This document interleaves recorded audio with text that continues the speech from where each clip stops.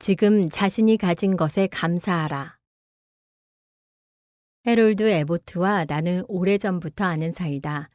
그는 미주리주 웨브시티에서 사는데 한동안 내 강연 사업의 매니저를 했다.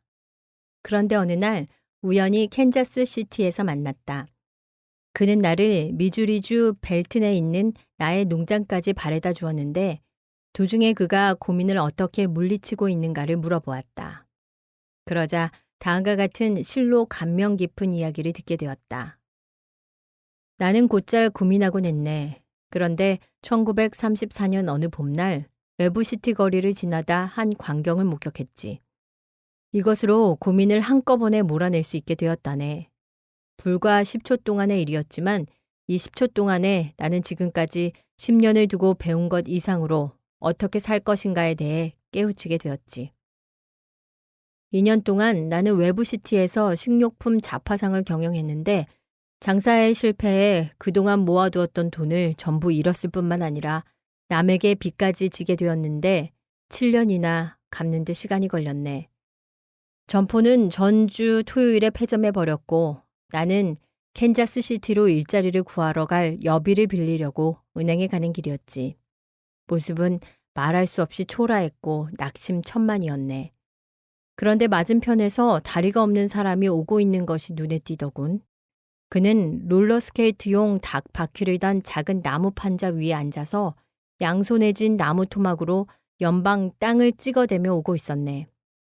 그의 모습을 똑바로 보게 되었을 때 그는 마침 거리를 횡단하여 보도 위로 올라오려고 몸을 약간 들어 올리더니 판대를 비스듬히 잡아들더군. 그 순간 나와 눈이 마주쳤네. 그는 싱긋이 웃으면서 쾌활한 목소리로 나에게 인사를 하는 것이 아닌가. 안녕하십니까? 참 좋은 날씨입니다. 그의 모습을 물끄러미 바라보는 동안 나 자신이 얼마나 부자인가를 깨달았네. 나에게는 두 발이 있고 걸을 수도 있지 않은가. 그동안 자기 연민에 빠져 허우적거린 게 부끄럽더군. 다리가 없으면서도 이처럼 행복하고 명랑하고 자신을 잃지 않고 견디는 사람이 있는데 하물며 사지가 멀쩡한 내가 그럴 수 있느냐는 생각을 하니 절로 용기가 생겼네. 애당초 나는 은행에서 100달러를 빌릴 심산이었지만 200달러를 차용할 자신이 생기더군. 일자리를 찾으려고 캔자스시티로 간다고 말할 생각이었지만 직장을 구해 캔자스시티로 간다고 분명히 말했지. 그러자 은행에서 돈을 빌려주었고 덕분에 취직하게 됐네. 지금 나는 다음과 같은 말을 욕실 거울에 붙여두고 있지. 그리고 매일 아침 면도할 때마다 그것을 읽고 있다네. 나는 신발이 없음을 한탄했는데 거리에서 발이 없는 사람을 만났다. 언젠가 에디 리켄베이커에게 다른 조난자들과 함께 3주일 동안이나 뗏목을 타고 태평양을 포류했을 때 배운 최대의 교훈이 무엇이냐고 물어본 적이 있다. 그는 그때 배운 최대의 교훈은 마시고 싶은 깨끗한 물과 먹고 싶은 밥만 충분히 있다면 더 이상 아무것도 불평할 것이 없다는 것이었습니다. 라고 대답했다. 타임지에는 콰달카날에서 부상한 어느 상사의 이야기가 실렸는데 그는 목에 포탄 파편으로 부상을 입고 7번이나 수혈받았다고 한다. 그는 군의관에게 내가 살겠습니까? 하고 쪽지에 적어 보였다. 그랬더니 군의관은 네 라고 대답했다. 다시 군의관에게 내가 말을 할 수 있을까요? 라고 적어 보였다. 이번에도 대답은 네였다. 그러자 다음과 같이 종이에 썼다. 그럼 대체 무엇을 걱정하는 것입니까? 어째서 대체 무엇을 걱정하는가 하고 반성하지 못하는가. 그러면 만사가 아무것도 아니라는 것을 깨닫게 될 텐데 말이다. 인생에서 약 90%의 일은 옳은 일이고 나머지 10%는 옳지 않다. 그러므로 우리가 행복하기를 바란다면 90%의 옳은 일에 마음을 집중하고 10%의 잘못을 무시하면 된다. 고민하고 위궤양에 걸리고 싶으면 마음을 10%의 잘못에 집중하여 보람 있는 90%의 것을 무시하면 된다. 영국 크로멜 종파의 여러 교회에는 생각하고 감사하라고 새긴 현판이 걸려 있는데 이 말은 우리의 마음속에도 새겨둘 만하다. 걸리버 여행기의 저자 조나단 스위프트는 영문학사상 가장 과격한 염세주의였다. 그는 이 세상에 태어난 것을 비관하여 생일날에는 상복을 입고 단식을 했다. 이렇듯 세상을 절망하면서도 그는 인간에게 건강을 주는 쾌활한 행복의 힘을 찬미했다. 그는 세계에서 제일 가는 의사는 식이요법 의사, 평온 의사, 명랑 의사이다 라고 말했다. 우리는 알리바바의 재산에 못지않게 우리가 갖고 있는 재물에 대해 언제나 주의를 기울임으로써 하루 종일 명랑 의사의 봉사를 공짜로 받을 수가 있다. 두 눈을 10억 달러에 팔 것인가? 그 두 다리를 무엇과 바꿀 것인가? 손과 귀는? 자식들은? 가족은?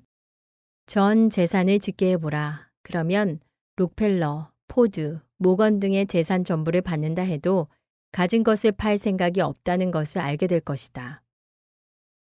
그런데도 우리는 이러한 것들의 진가를 알지 못하고 있다.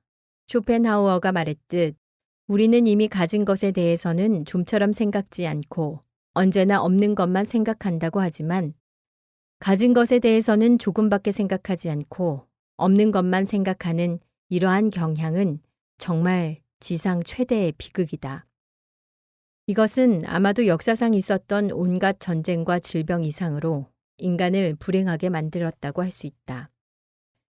이런 것들이 원인이 되어 존 팔머 씨는 남들과 같은 어엿한 처지에서도 늙어빠진 불평가가 되었으며 하찮은 일로 가정까지 망칠 정도였다.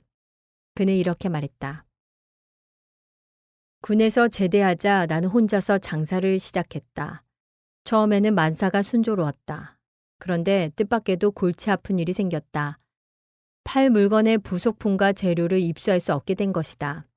그래서 나는 폐업하게 될지도 모른다는 걱정을 시작했고 그러다가 지나치게 고민하는 바람에 젊은 나이에 늙어빠진 불평가가 되어버렸다. 우울해졌고 기분이 언짢아서 통 마음을 잡을 수가 없었다. 자칫 잘못하면 가정의 행복까지도 망칠 판이었다. 그런데 어느 날 내가 고용하고 있는 젊은 상위 군인이 이런 말을 했다. 이보세요. 부끄럽지도 않습니까? 당신은 온갖 혼자만 고생한다고 생각하시는 모양인데 잠시 가게를 닫아떼서 어쨌다는 겁니까? 경기가 좋아지면 다시 장사를 시작할 수도 있지 않습니까? 대개 경우는 아직 운이 좋은 편이죠. 그런데도 항상 불만이시니 원. 저는 당신이 부럽습니다. 저를 좀 보세요. 손은 하나밖에 없죠? 얼굴은 총상으로 반쪽이 되었습니다. 하지만 저는 불평하지 않습니다. 당신도 불평만 늘어놓다가 장사도 망칠 테고 건강도 가정도 친구도 전부 잃게 될 거요. 이 한마디가 몰락으로 질주하던 나의 삶을 멈추게 했고 내가 그래도 얼마나 행복했던가를 알게 해주었다. 나는 당장 옛날의 나로 되돌아가기로 했다.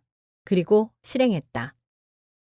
내 친구 루시 블레이크는 한때 비극의 절정에서 몸부림쳤지만 자기에게 없는 것에 대한 고민을 떨쳐버리고 그 대신 가진 것에 만족함으로써 행복을 배웠다. 내가 루시를 알게 된 것은 벌써 오래전의 일이다. 당시 우리는 콜롬비아 대학교 문학부에서 단편소설 작법을 공부하고 있었다. 지금부터 9년 전 애리조나에 살고 있던 그녀는 실로 놀라운 충격을 받았는데 그때의 일을 그녀는 이렇게 말했다. 저는 눈이 돌 정도로 바쁜 일과를 보내고 있었죠. 대학에서는 오르간을 배우고 마을에서는 스피치 강습회를 지도하고 데저트 윌로우 목장에서는 음악 감상 강좌도 맡고 있었습니다. 게다가 파티, 댄스, 심지어는 야강 승마회까지도 다녔어요. 그러다가 어느 날 아침 졸도하고 말았죠. 문제는 심장이었습니다. 의사가 1년 동안은 절대로 안정이 필요하다고 말하면서도 전처럼 건강을 회복할 수 있다고는 말해주지 않았어요. 1년간의 병상 생활, 재기불능으로 죽을지도 몰라.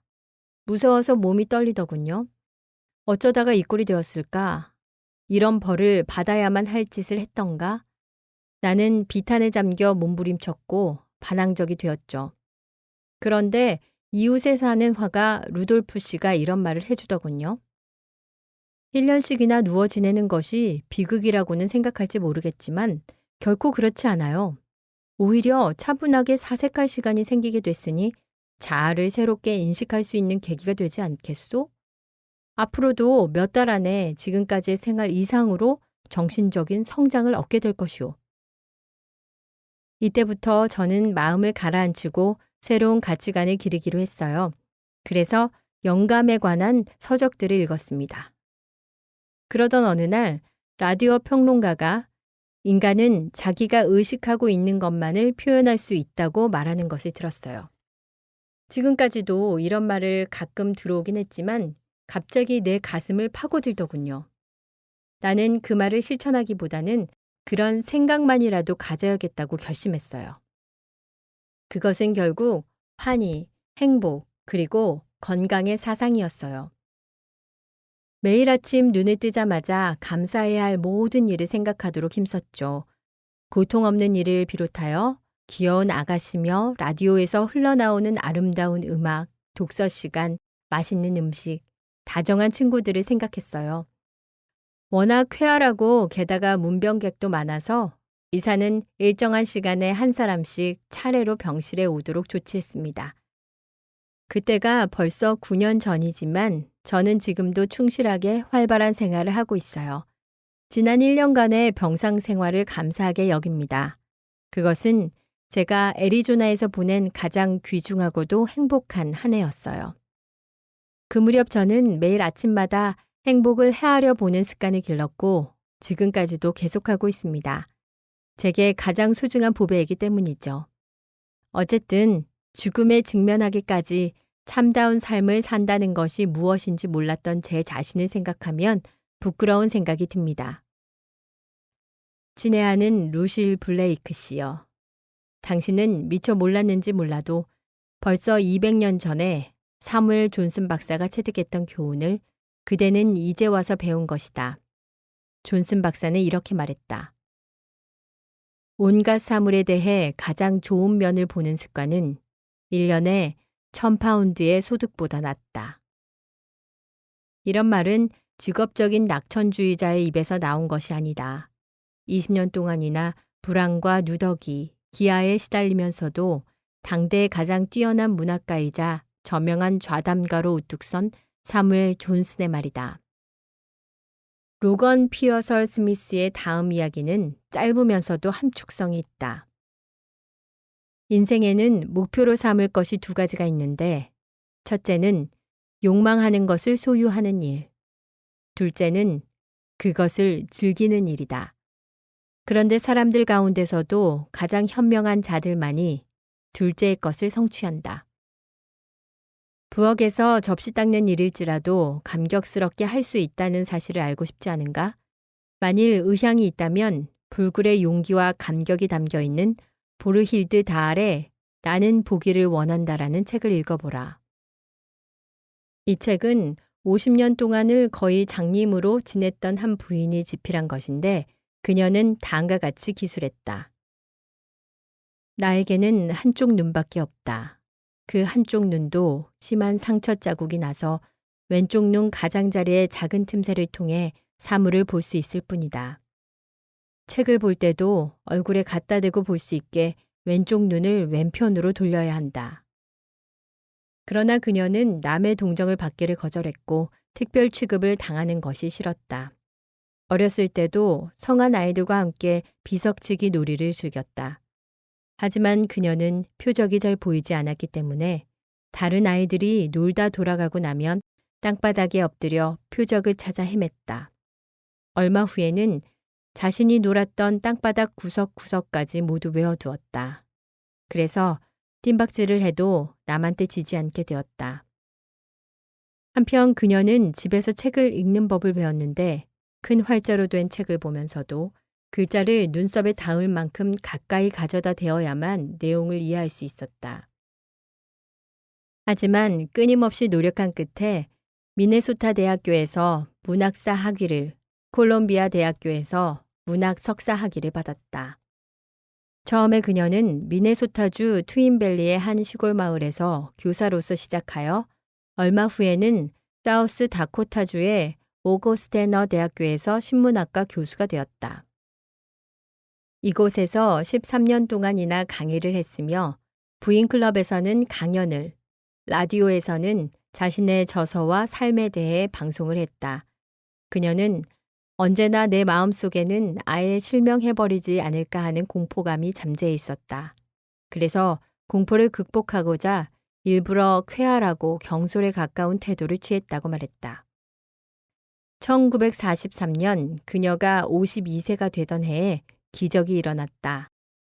유명한 마요 진료소에서 수술을 받은 결과 40배가량이나 눈이 잘 보이게 된 것이다. 새롭고 아름다운 세계가 그녀 앞에 전개되었다. 그녀로서는 부엌에서 접시 닦는 일마저 몸이 으쓱으쓱할 정도로 즐거운 일이 되었다. 그녀는 나는 접시 위에 하얗게 엉기는 비누 거품을 만지작거리다 손으로 비누 거품을 떠올린다. 햇빛이 비치면 그 거품 하나하나 속에서 작은 무지개의 찬란한 색채를 볼 수 있다고 말했다. 또 그녀는 부엌 창문을 통하여 귀여운 참새들이 펑펑 내리는 눈 속에서 날개를 파닥거리며 날아가는 것을 보았다고 적었다. 비누 거품과 참새를 보고서도 이렇게 환희에 사로잡혔던 그녀는 자신의 저서 마지막 페이지를 다음과 같은 구절로 끝맺고 있다. 사랑하는 하나님, 하늘에 계신 우리 아버지시여, 나는 당신께 감사합니다. 당신께 감사합니다. 접시를 닦을 수 있고 거품 속에 무지개가 보이고 눈 속을 날아가는 참새를 볼 수 있다는 사실에 감사하다는 것이다. 우리 자신을 돌이켜보면 부끄러운 바가 없지 않다. 우리는 태어나면서부터 이처럼 아름다운 세상 속에서 살면서도 눈이 멀어 그것을 보지 못하고 즐기지 못하고 있다. 고민을 해소하고 새로운 생활을 시작하기 위한 네 번째 법칙은 다음과 같다. 고민하지 말고 축복받은 것을 헤아려라.